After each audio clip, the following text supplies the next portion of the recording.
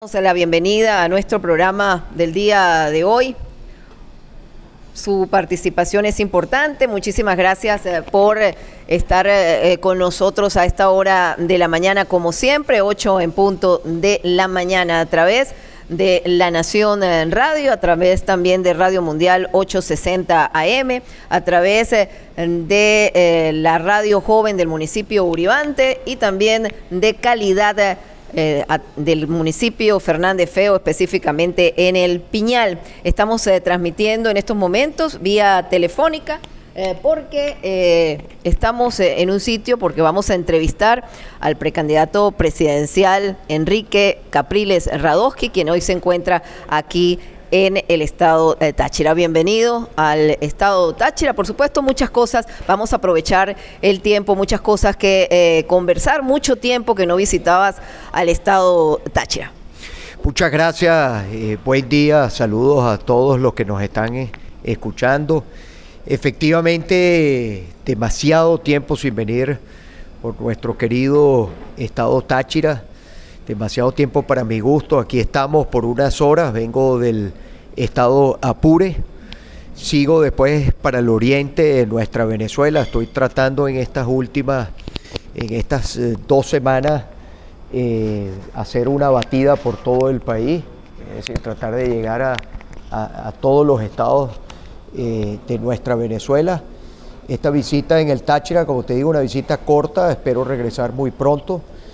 Conozco, modestia aparte, muy bien este estado, un gran cariño y un afecto y grandes recuerdos, muchos recuerdos, de lo que construimos en el Táchira, que estoy seguro que eso está allí para construir esa Venezuela de oportunidades, de progreso que queremos todos los venezolanos. Este país va a salir adelante, yo no tengo ninguna duda que Venezuela va a dejar atrás estos años tan negativos que ha sido tan duro para la familia venezolana. Sin embargo, tenemos un país muy generoso, un país que nos pertenece a todos los venezolanos y que la reconstrucción del país tiene que pasar necesariamente por todos los venezolanos. Por años, Enrique Capriles ha sostenido la idea de un camino electoral como principal herramienta para producir un cambio político en el país. A partir de ese momento y de las experiencias ya vividas en procesos electorales, en los resultados de las elecciones del 2013, ¿sigue pensando en que el mejor camino para Venezuela para producir un cambio es electoral? Mira, yo sé que hay mucha gente que dice, bueno, lo hemos intentado todo, ahí está el gobierno, ahí sigue Maduro en el poder.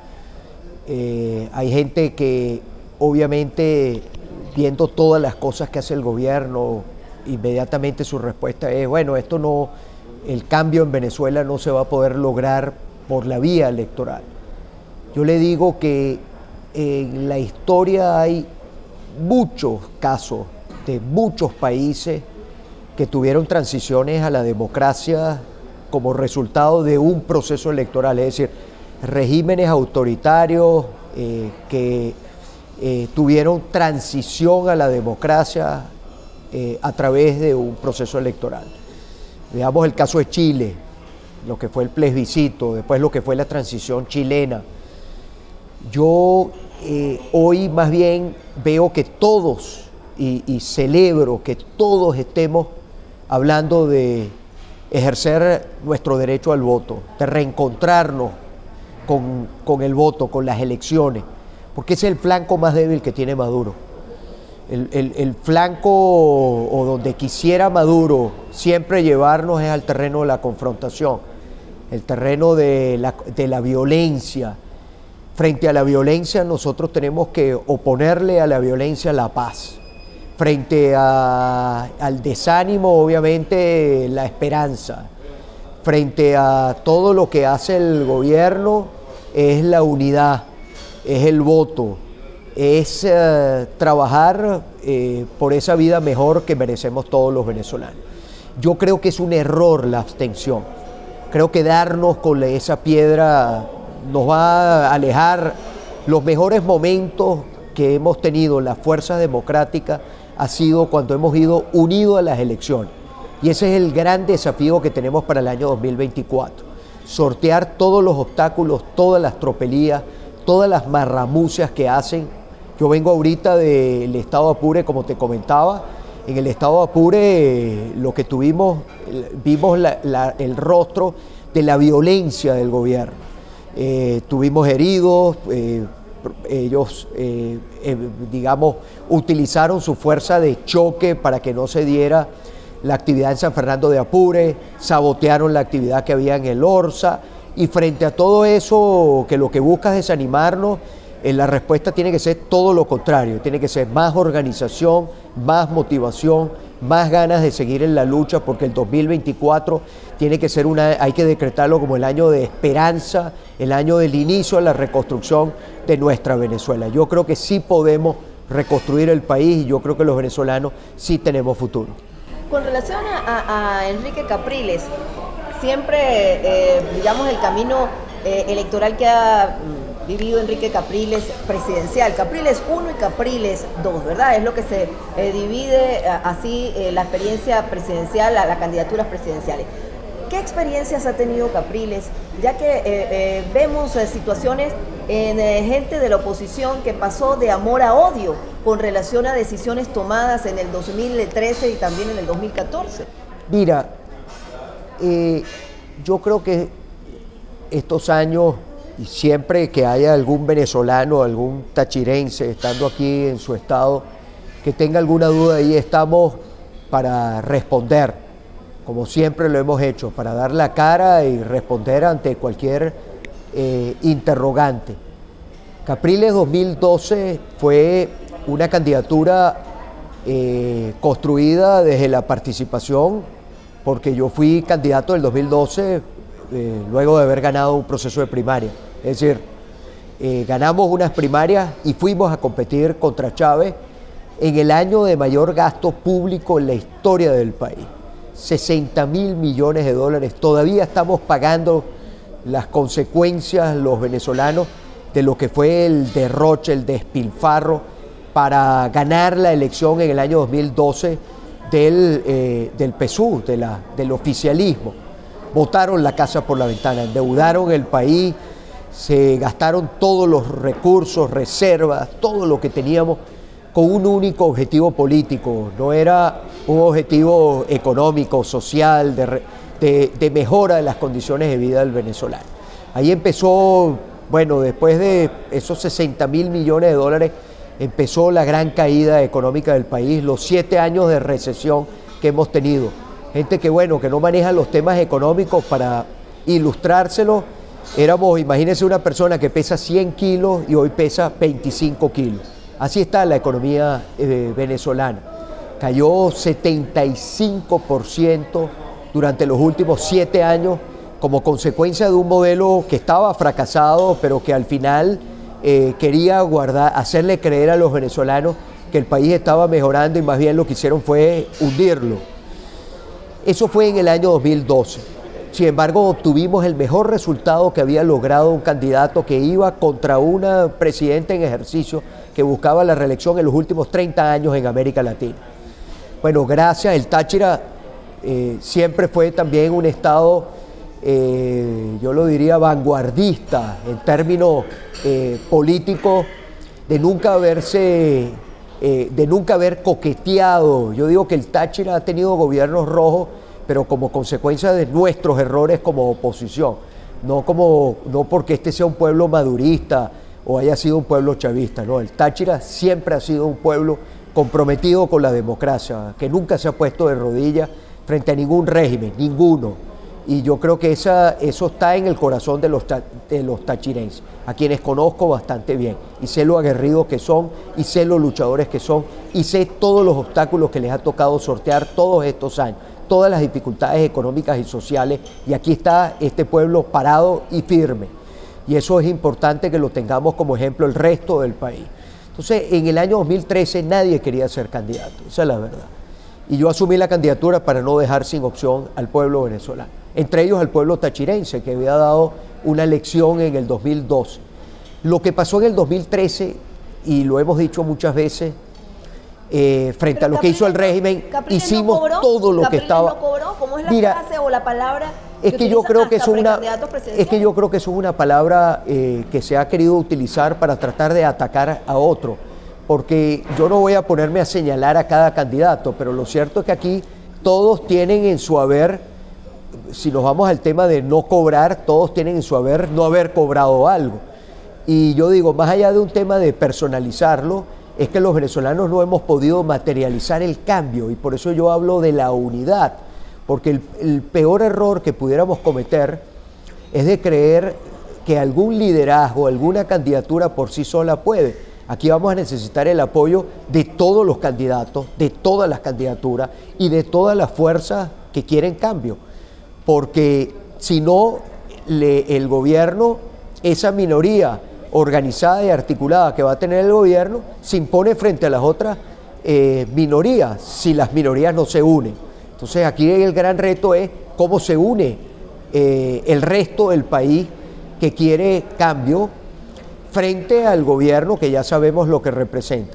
Yo no quiero entrar y como dicen, quedarnos viendo o discutiendo el pasado, pero lo que yo sí le digo al pueblo tachirense, con mucho cariño y mucho respeto, que no reeditemos el 21 de noviembre del año 2021.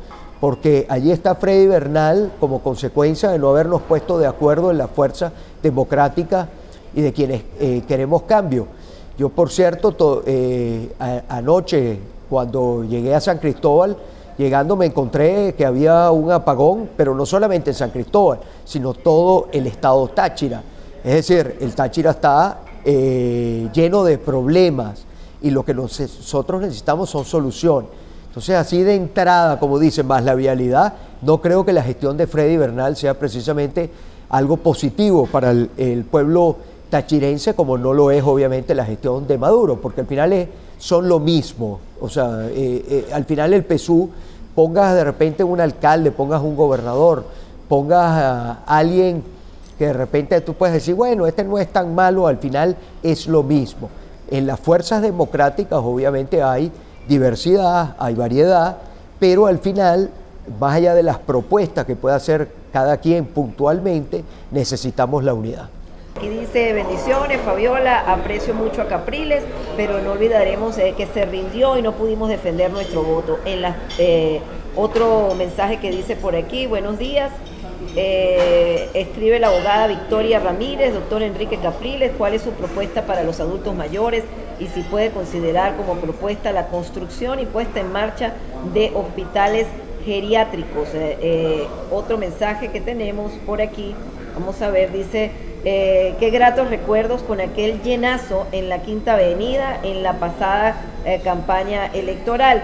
Siguen llegando algunos mensajes, así que vamos a ir respondiéndoles en lo que nos deje el tiempo, porque está difícil la agenda del precandidato presidencial. Dice, hola, buen día, gracias por el programa, pero el invitado dice el por qué los venezolanos le conocemos la cobardía de las pasadas elecciones.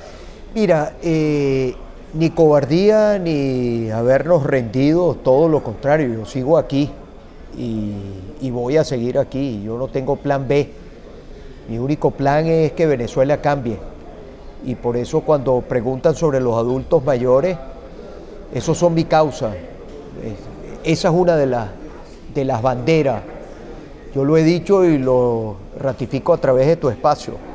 Aquí con los ingresos que tiene el país hoy, que es 16 de agosto, año 2023, el salario mínimo y la pensión pudiera ajustarse hoy, si hubiera voluntad política, en $150 al mes.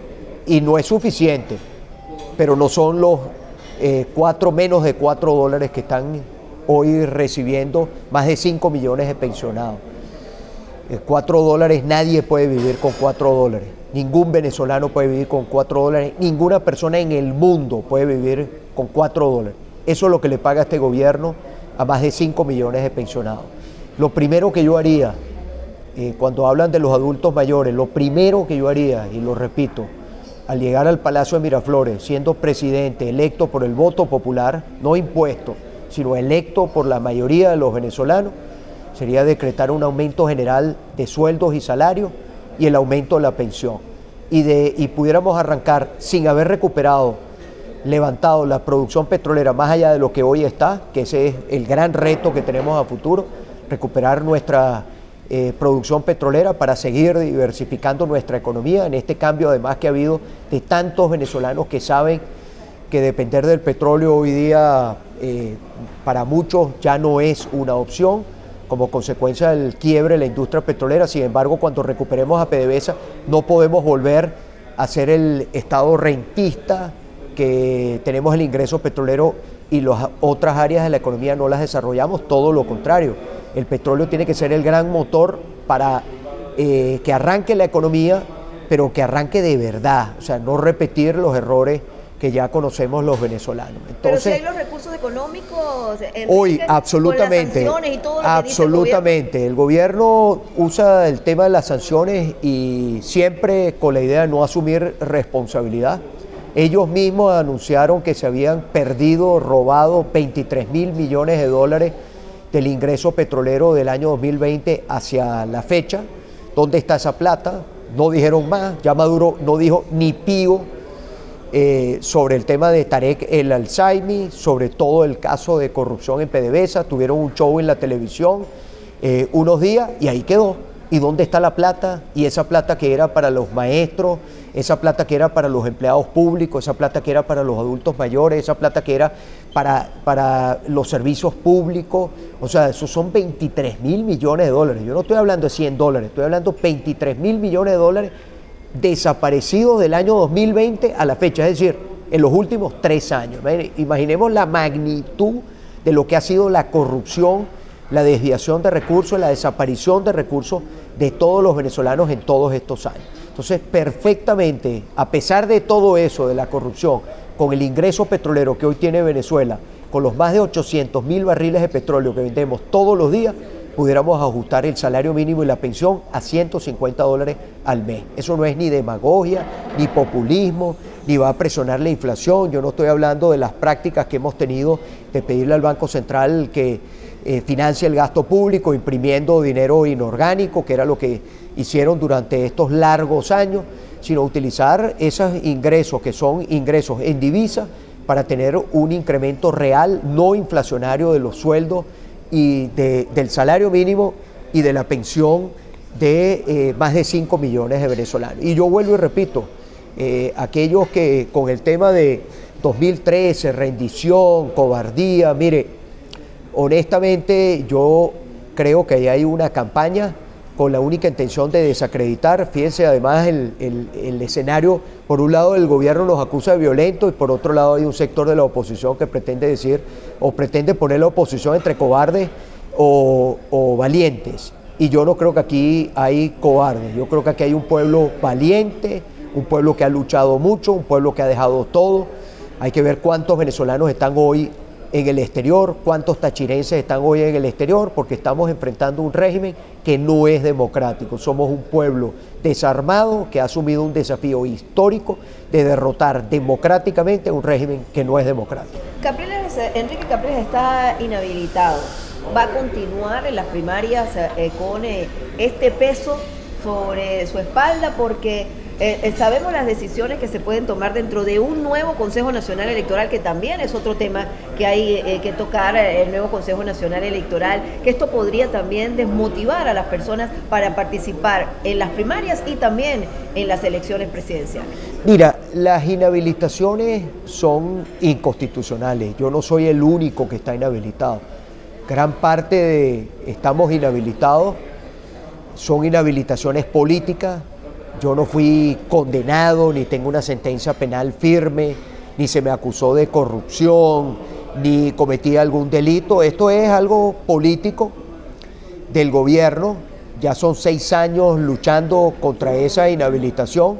Por supuesto voy a seguir luchando por mis derechos, como lucho por los derechos de los venezolanos. También tengo derecho a luchar por mis propios derechos, me refiero a recuperar mis derechos políticos.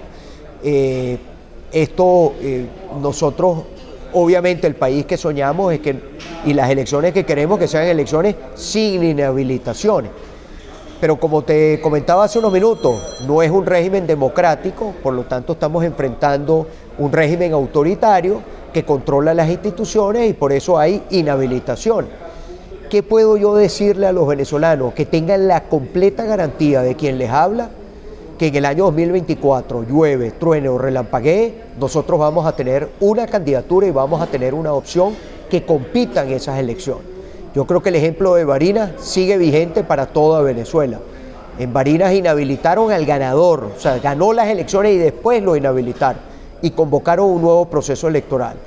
Lo más importante allí fue que además que pusimos una candidatura de las fuerzas democráticas, es que el pueblo de Barinas no se autoinhabilitó. Y eso tenemos que seguir el ejemplo en todo el país. El flanco más débil de este régimen son las elecciones, es el pueblo organizado, movilizado, votando. Nosotros no podemos dejar de votar, la democracia no es solo votar, pero no podemos dejar de votar. Así que el próximo 2024 quien les habla es garantía, absoluta garantía de que el pueblo venezolano no se va a quedar sin opción. Yo no voy a convertir esto en un yo o nada, o que el país se hunda. Yo creo que los personalismos, el caudillismo le ha hecho mucho daño a nuestro país. Por eso yo hablo que Venezuela necesita un capitán de equipo, alguien con experiencia que pueda tomar este barco y llevarlo a puerto seguro para que Venezuela pueda efectivamente dejar atrás la época del conflicto y pasar a una transición en paz hacia la democracia, con la unión del país y recuperando una economía que sea para todos los venezolanos. Me tengo que despedir. Ya va, Enrique, porque tengo aquí mensajes, dice, buen día, hablan de mejorar la pensión y jubilación, pero no prometen es no quitarle los beneficios que ha dado el gobierno a todos los venezolanos y cómo va ¿Qué beneficio? Y cómo va a actuar Enrique Capriles relacionado con los chavistas que se mantienen en el país. Mira, yo quisiera, desde el respeto, ¿no? ¿Cuáles beneficios ofrece Maduro a los venezolanos? ¿Cuáles? ¿Qué beneficios tiene hoy un trabajador público? Una bolsa de comida, un bono cuando a Maduro le provoca, un bono que además no resuelve nada, o ustedes, quienes me están escuchando, algunos que reciban algún bono de este gobierno, usted compra, usted hace un buen mercado con un bono del gobierno. Cero. Entonces, ¿cuál es el beneficio? Aquí no hay beneficio para nadie. Nosotros precisamente, quienes trabajan en el sector público, yo fui gobernador 2 periodos en Miranda. Nunca perdí unas elecciones. O sea, nosotros no perdimos una reelección. No creo en la reelección indefinida, pero esos son temas que eventualmente hay que abrir el debate y tomar decisiones en Venezuela. Mis trabajadores tenían HCM. Hospitalización, cirugía y maternidad. Se atendían con su HCM, o sea, es decir, tenían un seguro. Formaba parte de los beneficios de su contratación en la gobernación. Yo pregunto, ¿hoy hay algún trabajador público que tenga HCM? ¿Hay algún trabajador público hoy que tenga un salario que le permita vivir tranquilo? ¿Hay algún maestro hoy que trabaja en la educación pública que con el salario que recibe en la escuela pública pueda comprarse la ropa que necesita para ir para la escuela? O pueda, ante una contingencia de salud, Dios no lo quiera, pueda irse para una clínica y costear un tratamiento. Entonces, Maduro acabó con todo eso. Por eso yo le digo a los venezolanos, esto ya no se trata si tú eres chavista, madurista, oficialista, oposicionista, etcétera. Aquí es si tú quieres que este país salga adelante o tú quieres que Venezuela se quede como está. Enrique, antes de que te vayas, vamos a hacer algo rapidito, que no se nos vayan muchos minutos. Sabemos que tenemos unos colegas periodistas que también quieren hacer sus programas aquí. Vamos, pregunta y respuesta rapidita. De poder participar y llegar a ganar, ¿cuál será su primera acción como presidente de Venezuela? Decretar un aumento de sueldos y decretar el aumento de la pensión, después de haber nombrado el gabinete con las mejores personas, no un reparto partidista, con las mejores personas que nos puedan ayudar a rescatar este país. Enrique Capriles apoyó las sanciones. Yo no estoy de acuerdo con nada que afecte la vida de los venezolanos. Las sanciones individuales por corrupción son una cosa, las sanciones al país son otra. Jamás voy a estar de acuerdo con algo que afecte la vida de los venezolanos, pero sí voy a estar de acuerdo con que impongan sanciones a quienes se robaron el dinero de los venezolanos y tengan ese dinero en cuentas en el exterior y se den la gran vida. Eso no afecta la vida de los venezolanos, por lo tanto eso sí está justificado, muy distinto a algo que afecte la vida de los venezolanos. ¿Qué deberían esperar de usted aquellos venezolanos que confiaron en el chavismo? Una reconstrucción que también los convoque a ellos, porque yo creo en la unión del país y yo creo en una transición a la democracia que nos convoque a todos y creo en una recuperación económica que nos convoque a todos. No creo en la exclusión, no creo en la exclusión. ¿Cuál es su visión de la PDVSA post-chavismo en el marco del esfuerzo universal hacia la transición de uso de energías limpias? Yo veo a PDVSA produciendo 4 millones de barriles de petróleo, por supuesto tomando en consideración para ser una empresa de este tiempo todo lo que tiene que ver con el medio ambiente y todo lo que es la protección del ambiente. ¿Cómo hacemos para superar tantos años de dependencia? Esto hablando de un papá Estado, dependencia que se extiende más allá de la llamada Quinta República. Yo creo que los venezolanos hemos cambiado mucho en nuestra visión del país que viene. Es decir, la necesidad de que no sea solamente un país que dependa de la renta petrolera. Ese es el gran desafío que tenemos los venezolanos de cara al futuro. ¿Qué le dice Enrique Capriles a aquellos que están en el país? ¿Cómo decir que vamos a tener una Venezuela donde puedan regresar? Que vamos a echar para adelante, que este es un país muy generoso y esta es nuestra patria. Aquí nacimos y aquí queremos morirnos de viejos y queremos que se dé el encuentro de todos los venezolanos, de la familia venezolana, que los que están afuera tengan incentivos para regresar a su país. ¿Hay que vender PDVSA? Hay que administrar y gerenciar bien PDVSA y hay que aliarse. PDVSA tiene que aliarse con el sector privado, con el capital privado, nacional e internacional, para levantar la producción petrolera, algo que nuestra Constitución permite. ¿Cómo fomentar la participación en un Consejo Nacional Electoral que todavía no está electo, pero que lo acabas de decir en un programa anterior, que dice rumores de un CNE espantavotos? Tenemos que prepararnos para el peor escenario. Los venezolanos siempre tenemos que prepararnos para el escenario más difícil, para enfrentar el escenario más difícil, y solo vamos a poder superarlo con unidad y con voto masivo. ¿Va a continuar una campaña como el Flaco? Bueno, es que no es que sea el flaco, es porque soy flaco. Eso no es un eslogan de campaña, eso es que la gente cariñosamente me dice flaco porque, bueno, son muy venezolanos. Los flacos nos dicen flaco. Eso es. Ok, muchísimas gracias, Enrique, de verdad. Muchísimas gracias por este tiempo. Tiene que partir, así que lo vamos a ver en el video saliendo de este set que hemos armado para el candidato presidencial Enrique Capriles Radosky. Nosotros nos despedimos de nuestro programa del día de hoy. Lamentablemente, bueno, la actividad de estas visitas que hacen los precandidatos presidenciales pues es así, ¿no? Es muy rápida y por eso nosotros vamos a despedir. Así que los mensajes que hemos recibido en otra oportunidad con Enrique Capriles Radosky lo podemos realizar. Ya se hizo el compromiso de volver al estado de Táchira. Ojalá que lo volvamos a tener para que responda todas esas preguntas que quedaron en la mensajería de texto y también en el WhatsApp. Nos despedimos. Chao, hasta mañana.